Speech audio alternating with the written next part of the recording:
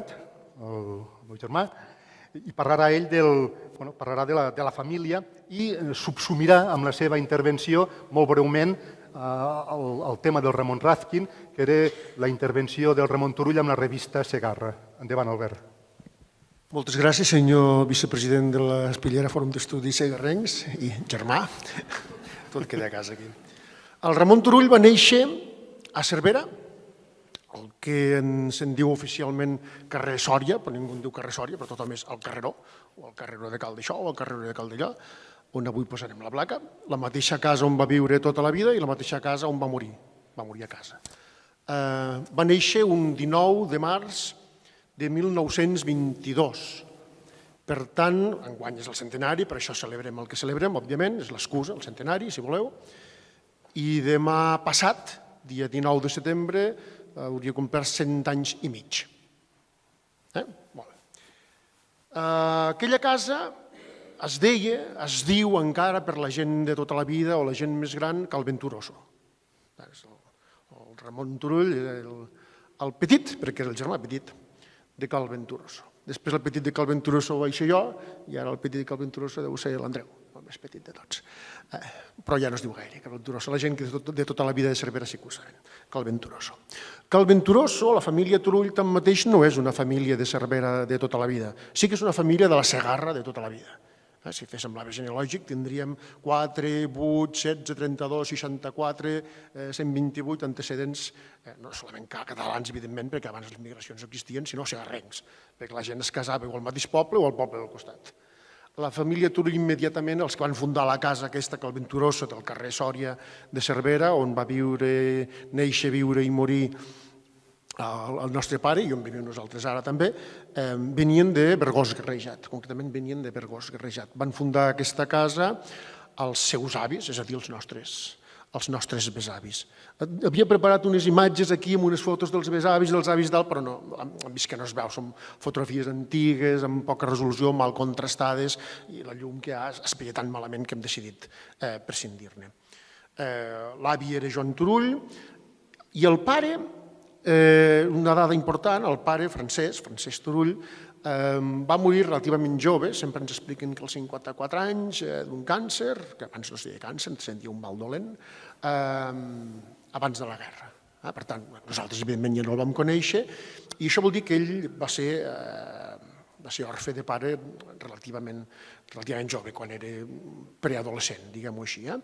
Situeu-nos, l'any 1922, l'any que va néixer, no és que sigui abans de la guerra, òbviament, és que és abans de la República, més, és que és abans de la dictadura de Primo de Rivera, 1922.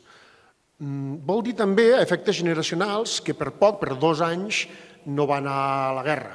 La famosa lleva del biberó, els últims que van ser cridats, per aquí el Jordi Oliva, que em corregeixi si no, són els nascuts el 1920, entre els quals l'exalcalde de Cervera, Joan Salat, el Josep Benet, gent ben coneguda, en la lleva del 41, per tant nascuts el 20, les lleves eren 21 anys després, el pare era de la lleva del 43. Va viure, per tant, la guerra, va començar la guerra quan tenia 14 anys, va acabar la guerra quan en tenia 17. Recordo que ens explicaven que com que tota la família són així alts i això, semblava més gran. Quan tenia 17 anys, i no li corresponia encara, per tant, anar al servei militar i, per tant, a la guerra, més aviat s'havia d'amagar perquè pensaven que els estaven enganyant, que deia que tenia 17 anys però que en realitat en devia tenir 19 i per tant li hagués correspost d'anar-hi. Millor que no et veiessin gaire pel carrer. Hem dit abans que la família provenia de Bergós Garrejat i és a Bergós Garrejat precisament que van passar una bona part de la guerra per aquestes circumstàncies i d'altres i després a partir d'un moment, com sabeu perfectament, pels bombardejos a Cervera, molta gent marxava, si tenia cabanes o tenia residències o cases de familiars en altres llocs, doncs en el cas de la família encara era relativament recent la, entre cometes, migració interna segarrenca de Bergós Garrejat a Cervera, van passar una bona part de la guerra, doncs això, a Bergós Garrejat. És acabada la guerra, ja els estudis ja a mig fer-se, volia començar lletres, volia començar dret, finalment va acabar estudiant magisteri i va ser mestre, la feina seva, primera bàsica i després durant molts anys va ser mestre, després se'n parlarà d'aquesta faceta, no cal entrar-hi per tant, i va anar a la mili el 1944, just quan va començar el Segarra. El 15 de juny de 1944 apareix el número 1 de la revista Segarra, que d'això n'havia de parlar el Ramon Raskin, per tant, introdueixo ja una petita falca sobre això del Segarra. Coincideix amb la seva marxada al servei militar, que no el va fer pas al Costellet, el va fer a Nador. Nador, avui en dia, és una població del Marroc, a tocar de Melilla. Melilla encara és del Reino d'Espanya, com sabeu, però Nador no. Nador, que era colònia espanyola, com mig Marroc, doncs en aquella època s'hi feia an-Nadur, en diuen en àrab, tot i que allà no es parla àrab, es parla berber. Va fer la mira allà, ell, a Nador. I això és rellevant pel Segarra, perquè des d'allí ell va col·laborar des del número 1 del Segarra, sens dubte, és dels fundadors, passa per ser dels fundadors del Segarra, i del Consell de Redacció fins al final, fins al 1996, quan es va acabar l'etapa del Segarra històric i va donar lloc al que primer se'n va dir Segarra Actualitat, que és l'actual Segarra, el Segarra que encara existeix, doncs ell enviava des d'allí, des de Nador, unes cròniques, uns articles que es deia nadorianes. I per les circumstàncies, per la manca de mitjans de l'època, es veia obligat a que fossin molt breus, molt sintètiques, entre altres coses, perquè no tenien gaire paper. I, per tant, sempre explicava que allà ell va aprendre l'art de la síntesi. Això que no tinc jo, que soc capaç de parlar 2 hores, doncs ell tenia, i sempre insistia molt en això, l'art de la síntesi. S'ha de dir el que és bàsic, el que és imprescindible. Ara una mica més. S'ha de dir el que és bàsic i imprescindible.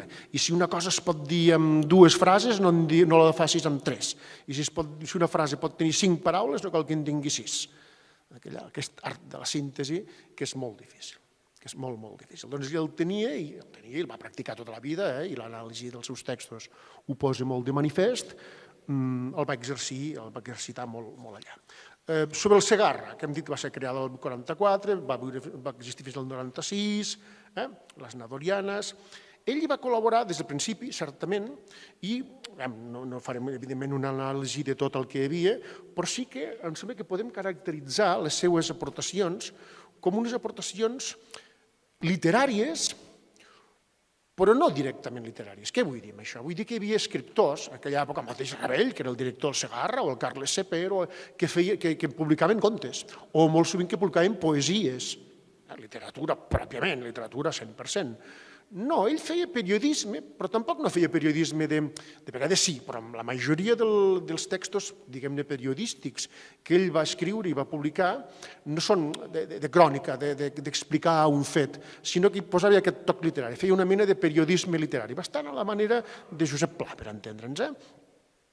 Molt sovint, per tant, són recreacions d'un fet explicat amb una gràcia, molt sovint, del principi fins al final, són entrevistes i de vegades falses entrevistes. És a dir, parla amb un personatge o vol explicar un fet i en lloc d'explicar-lo narrativament, dient això, allò altre, fa preguntes i respostes, com si fos una entrevista.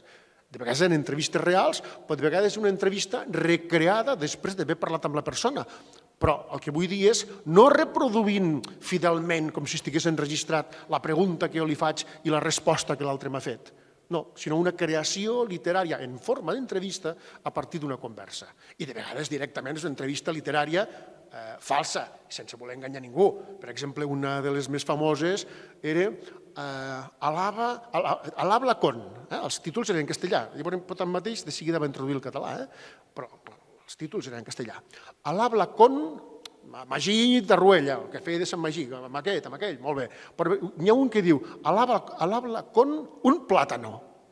Com podeu comprendre, no és una entrevista real. Un plàtano no vol dir un plàtan, una fruita, vol dir un plataner, l'arbre. Havíem fet l'associació d'amics de l'arbre, que van promoure molts dels arbres que hi ha per Cervera, una mena d'ecologistes avant la lettre. Doncs, alabla con un plàtano. És un diàleg del senyor Ramon Turull amb un plàtano. I que li explica el plàtano i que li deixa d'explicar i com viu a Cervera i això és periodisme o és literatura? Home, doncs és més literatura que periodisme. Bé, doncs molt sovint aquests són els seus tipus de textos, moltes entrevistes i, rellevant, ja a la primera dècada del Segarra, de fet hem pogut trobar el primer article del Segarra en català, el primer article del Ramon Turull en català, que és el primer article del Segarra en català, el 1946, just que tornava de la mili, els 2 anys d'Emili, és el 46, el 46 és quan ell tornava, que és una entrevista al Magí Tarruella que feia de Sant Magí, el mes d'agost de 1946. L'entrevista al personatge que feia Sant Magí. Després, al setembre d'aquell mateix any, hi ha una altra entrevista al Josep Gené, al Pep Fustenou, que era campaner.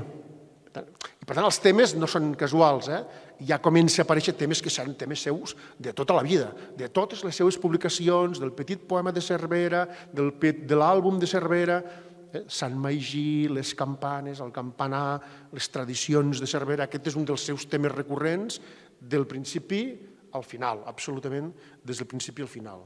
Si us dediqueu a resseguir el Segarra, una part està penjada a internet i si no a la biblioteca o qui tingui la col·lecció, que és un privilegi, molt poca gent té la col·lecció sencera del Segarra, doncs des del primer número, juny de 1944, trobarà molts textos del Ramon Turull, escrivia molt sovint, tant que això ho fan els que escriuen moltes vegades en una mateixa publicació, que no sempre signava Ramon Turull.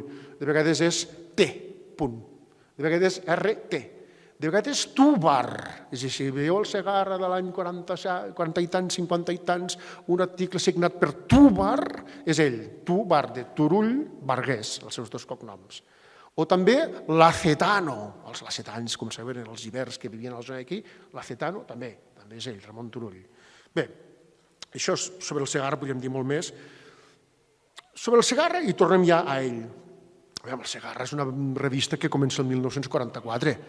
Per tant, no com totes les revistes de l'època, és una revista del règimen. És que una revista que no fos del règimen estaria simplement prohibida, òbviament, no? O s'havia de publicar a l'exili o a la clandestinitat.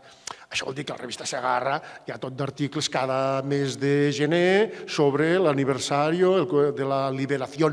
La liberació vol dir l'entrada de les tropes feixistes, evidentment. Coses d'aquestes, Això el Segarra hi és, no ens haguéssim d'enganyar amb aquestes alçades de la pel·lícula. Però sí que és veritat que ell, de seguida, no hi entra pràcticament mai, per no dir realment mai, en aquests temes, sinó que els seus temes són la història, sobretot les tradicions, la cultura popular i molt, molt, molt els personatges. Personatges concrets, singulars del poble, no solament personatges destacats, també, evidentment, dedica molts articles al seu ídol, el senyor Duran, després se'n parlarà, dedica articles al pare Gómez o al mateix Claudi Gómez, dedica articles als grans personatges justament reconeguts de Cervera, de la Cervera de l'època, però també molts articles i moltes entrevistes a personatges poc coneguts, anònims, però que ell, amb la seva sensibilitat, sap captar que són importants, que són rellevants, i per tant els hi posa el focus, en fa l'entrevista, en parla, o quan moren els hi fa un poema. També hi és molt aquest tipus d'atenció. La seva orientació política era clarament demòcrata, liberal, catalanista. Jo no sé si a aquestes alçades del segle XXI seria independentista, segurament sí, però sí que era clarament catalanista. La prova és que comença a publicar en català l'any 1946, quan això era estranyíssim, no a Cervera, sinó enlloc del país. Sí que també és veritat que a nivell local no és que fos convergent, no, era salatista. Ell era amic del Salat i el seu alcalde era el Salat i ell estava convençut que no hi havia ni hauria hagut mai a la història de Cervera un alcalde millor que el Joan Salat. Això és així i té entrevista del Joan Salat. El Ramon Turull era salatista. Per què? És que eren de la mateixa generació, pràcticament, havien crescut junts, és una generació que a partir d'un cert moment s'ocupa del casal, després se'n parlarà, que a partir d'un cert moment fan la passió, a partir d'un cert moment fa tota una sèrie de coses, és aquesta generació que construeixen. Jo sempre he dit que és una generació de la represa, és una generació de gent que sense fer oposició del règim, o en alguns casos com Joan Salat o el Ràzquin, des de dins del règim, evidentment, tanmateix construeixen país, construeixen cultura, reconstrueixen allò que s'ha pogut salvar de la gran desfeta de la guerra i de la postguerra i de l'exili i de la repressió. Albert, un minutet. Sí. Són una generació que són realistes i que treballen en allò que ha pogut treballar. Jo crec que, vist en perspectiva, la valoració que se'n pot fer és que realment en van fer molta de feina i que les generacions que han vingut després han fet coses diferents i les han fet de maneres diferents i des de perspectives ideològiques i personals diferents, però que no ho hauríem pogut fer si no hi hagués hagut entremig, entre els de la República i nosaltres, aquesta generació que, malgrat tot, va salvar els mobles. I ho deixo aquí. Moltes gràcies.